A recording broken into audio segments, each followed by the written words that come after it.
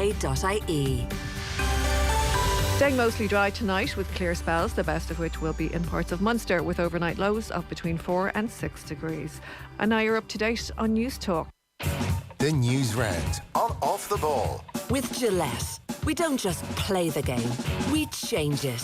Gillette, made of what matters. This is News Talk.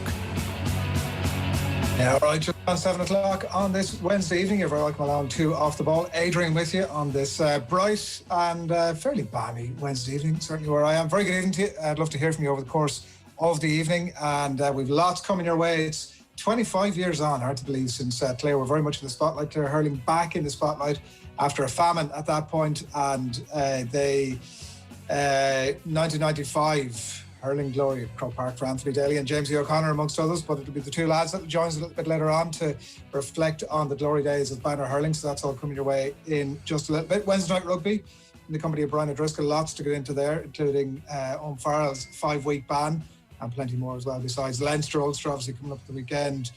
Can Ulster topple Leinster and Munster's woes as well? That's all on the way a little bit later on. The football show, Mark Lawrenson will be along, Andy Mitten as well, so we'll cover Liverpool and United there, both those angles a little bit later on. And Stephen Barrett, who's a trainer and performance scientist with a French professional cycling team, was with the lads on OTB AM this morning. We'll give you a little bit of a flavour of that as well. So that is all to come. 53106. If you want to get in touch with us on text, you can hit us up on social media at all of the usual places. Richie McCormack, good evening to you. AB, how are you? Going good. Ronan Mullen, good evening to you. Adrian, how are things? Things are good. A lot to get into, obviously, in the Tour de France as well, including developments today, like another brilliant day for Sam Bennett. But I'm really, no matter what happened out on track today, there was only one place that we could start. I am conscious there may be like two people listening who haven't heard the Sir Wiggo stuff today. Bradley Wiggins had to say, he was in the coverage of Eurosport. They were talking about Sam Bennett, obviously, over the course of this. And here's what he had to say. You know, he's still relatively young in cycling terms. He's a young sprinter as well, really. And it's great. We can almost consider him British. I know that you lot won't like that, will you? But, you know, I've known Sam quite a few years in terms of racing people that don't know him personally. No, but, you know, you know, we spoke to him at the Vuelta last year when he came on our show, and, you know, it's at least we understand what he's saying. Can't really understand what you're saying, Sean, can we? But it's just... Yeah, that is Bradley Wiggins talking to Sean Kelly, obviously, in the Eurosport couch today. I don't know, lads. There's been a lot of upheaval about this on social media today. What are your thoughts, Ronan? Yeah, I can see both sides of the argument. I think this came up a couple of weeks ago around the Katie Taylor fight when Anna Woolhouse incorrectly called Katie Taylor Anthony Joshua's fellow GB Olympian rather than presumably fellow Olympian, and was at pains to correct herself. So obviously Irish Twitter went insane, as it is wont to do on occasion, and was giving out about something we quite often do ourselves and claim actors who are 1/10 Irish and such like. But this one felt a bit different, where it was clearly an attempt at humour, a terrible attempt at humour, and then he sort of doubled down on it with another shot at Sean Kelly. So I think this is more of a Bradley Wiggins issue than the latest strand of British people trying to claim Irish credit. Yeah, I don't know, Richie. Like, I certainly looking at it, I thought he was trying to make an awful joke that he turned to Sean Kelly to get some reaction from, and Sean was sort of deep in thought about something else. The joke sort of went by him, at which point, like Ronan says, I can't believe, by the way, we're analysing the utterances of Bradley Wiggins. But yeah, and then... that you could bag soon enough, Adrian. Yeah, he'd gone back. The joke was in the post, I suppose, is the next one. But he went past him, and then he tried to double down by making some sort of a jibe about the fact that he can't understand Sean Kelly, and that resulted in more awkwardness. But I don't know, like, there's no need for us to get, as a nation, too up in arms over this, is there? Yeah, I think we're in danger of 80% of the internet in terms of sporting coverage being either bluster about somebody claiming, or from the UK claiming one of our sports people, or regurgitated Roy Keane quotes. But in this instance, like from Wiggins' point of view, there was, like, if you listen to actually what he's saying, there's a degree of warmth in what he was attempting to say about Sam Bennett, and he's obviously grown a relationship with him over the last couple of years, and they'd met in their coverage and probably on the road before that. But he's just so unlikable that when he did utter what he did say, the terms "you lot" are never going to go down well, no matter who you're speaking about. And when you basically chastise Sean Kelly for his accent while he's sitting next to you after saying the words "you lot," it kind of has this cumulative snowball effect whereby it just doesn't paint Wiggins in the greatest of lights furthermore. There's lots of reasons. Go on, Ronan, yeah. No, is the unpopularity, is that a forever thing? Because I remember London 2012, and I have to admit I was kind of caught up in the Bradley Wiggins bandwagon when he was cycling around looking like Paul Weller and winning the Tour de France. And granted, all the stuff that came in the years since, on and off the track, all the acrimony around that, and I suppose he's not that popular with his fellow riders. But I just wonder, is the Bradley Wiggins thing, is that a new age dislike that people seem to have for him, or was he always considered unpopular? Good question. I think my view on it is that I think that nobody really had heard from Bradley Wiggins at the time when he was still competing. He didn't really get the opportunity that much to open his mouth, from which point he could stick his foot in it.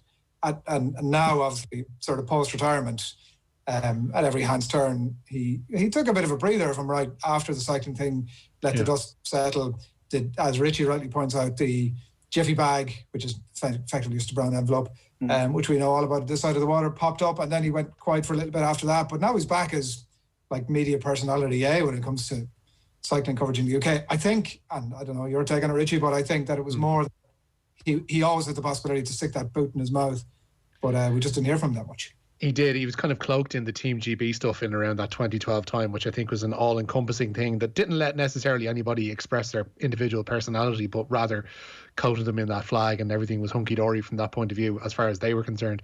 But like, there's a term for, I don't know if you've ever heard the term well ends, Adrian, whereby it's grown men who probably should know better, who have that Paul Weller haircut and maintain it. Now, whether it's through follicular misfortune or whatever, Wiggins no longer has that haircut, but it still would apply, that tag to Bradley Wiggins for the way he kind of carried on.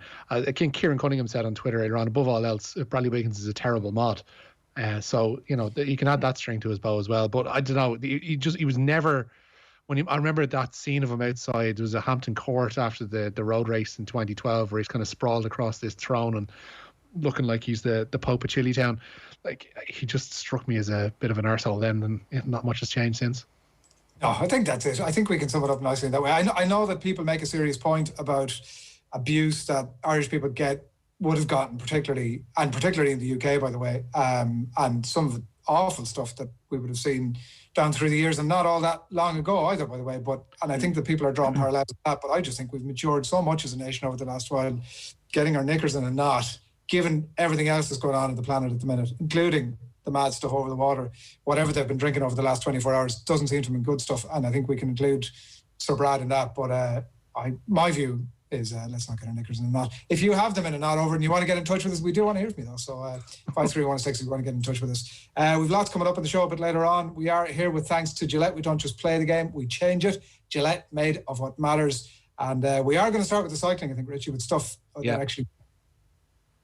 Yeah, Sam Bennett increased his lead in the race for the Tour de France green jersey today. He was just beaten into third originally on today's 11th stage into Poitiers, but has been awarded second place behind Caleb Ewan, the stage victor.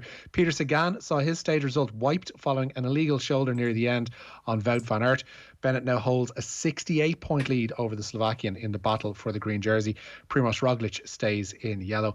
Dan Martin's down 64th and Nicholas Roach 75th on general classification. But Sagan blaming an errant selfie stick for his barge into Van Aert metres from the line today.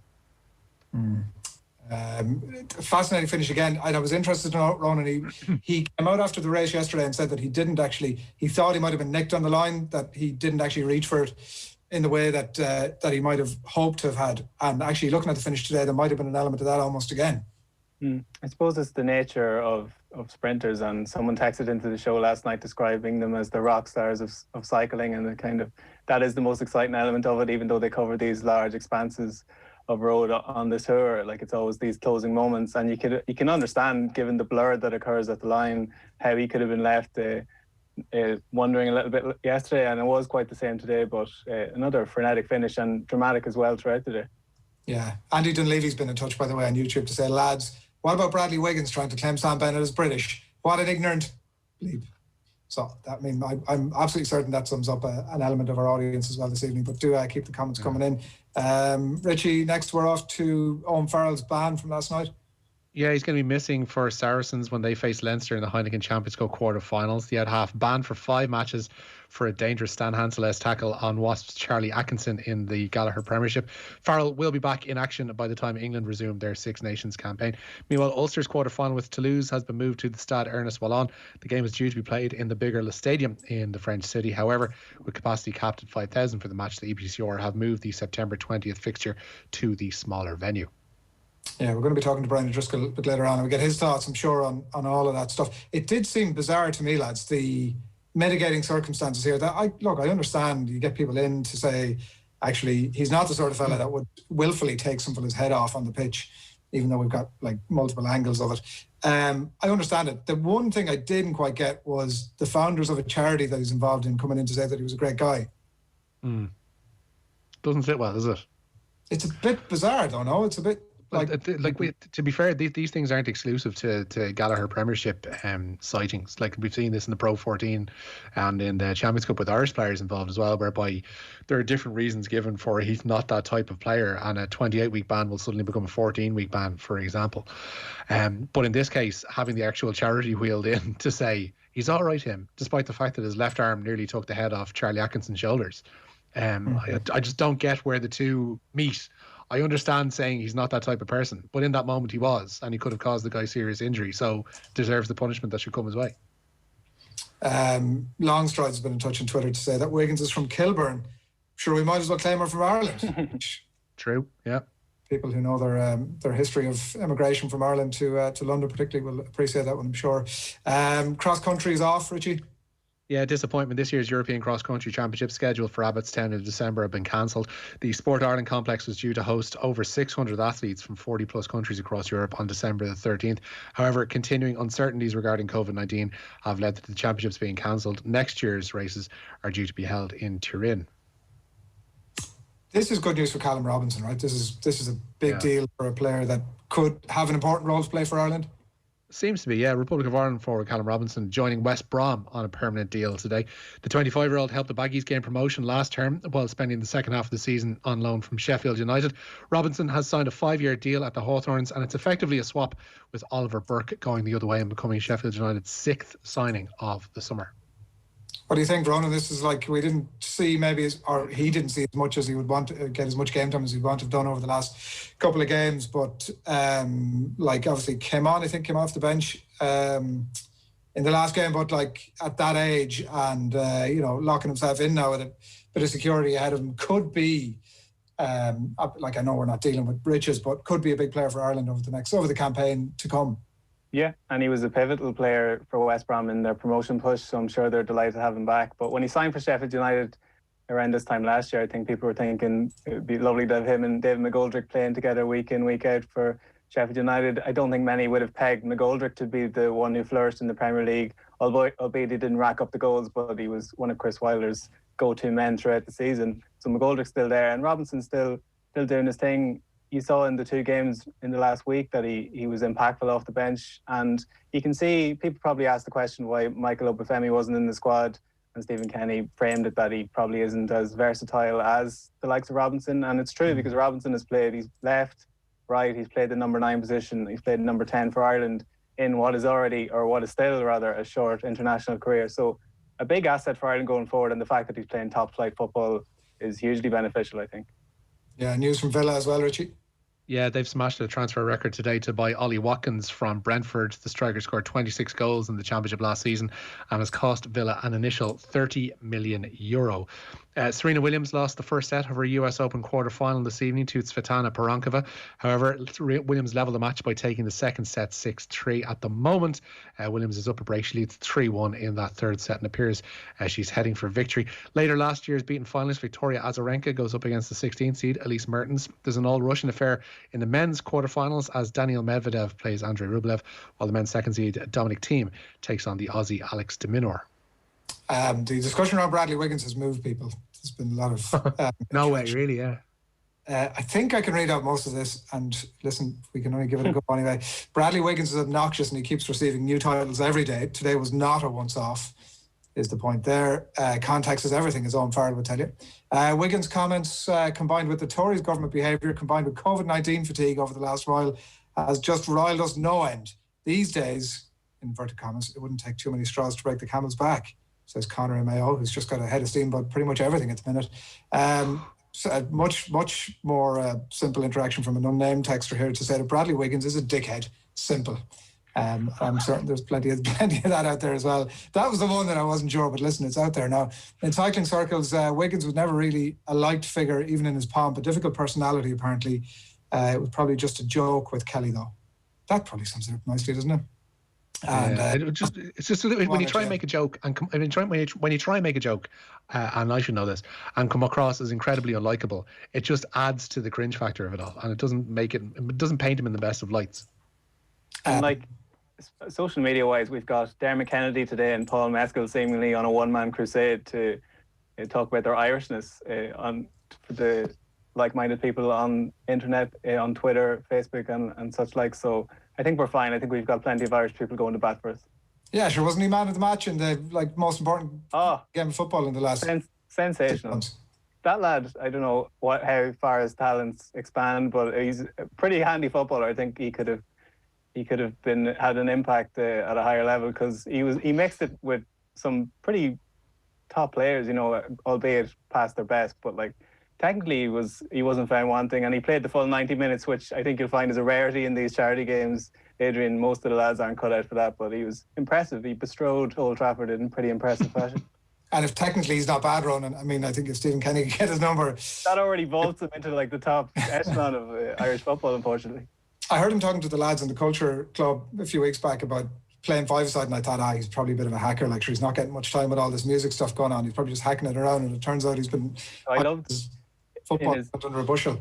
In his post-match interview, he was talking about the intricacies of his link-up with Michael Essien, as if they were on a level, like, in football terms. And, you wouldn't write them off. If you had to tell me, if you had to pick out the professionals and the celebrities and not know who any of them were, he would have been one of the toss-ups, I'm sure, for those not too familiar. The last word on the Wiggins stuff I'm going to give to Michael in Finglas here, who says, matured as a nation, we're the most childish country on the earth. I don't know. The wrong second there. I don't know how these things are. I don't know how these things are quantified, Michael and Finglas. I'm not going to lie to you. If they're quantified by leadership of a nation, I think there are some others that would give us a mighty fine run for our money at the minute. Last couple of stories, Richie. You might give us the Canelo Alvarez story to wrap, if you don't mind. Yes, Canelo Alvarez has filed a lawsuit against Oscar De La Hoya, Golden Boy Promotions, and the streaming service, DAZN, for their failure to deliver suitable terms for his next fight. The Mexican boxer signed an 11-fight, $365 million deal in 2018, but 3 fights into it, Canelo is alleging breach of contract. The 30-year-old is also suing for intentional and negligent interference with the contract, fraud, and a breach of fiduciary duty, causing damages of at least $280 million. Places the finger to lip. Thoughts, Ronan? None. We're having some sort of an issue there. Ronan can't hear us. We're going to wrap there anyway, lads. Thanks a million for all the input this evening, Ronan, and to Richie as well.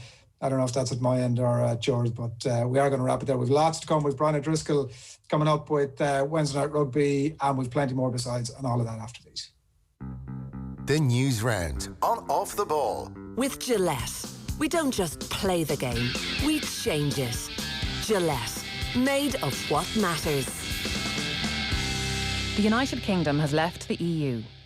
Businesses moving goods from, to or across Great Britain will face a range of new requirements, beginning on the 1st of January 2021.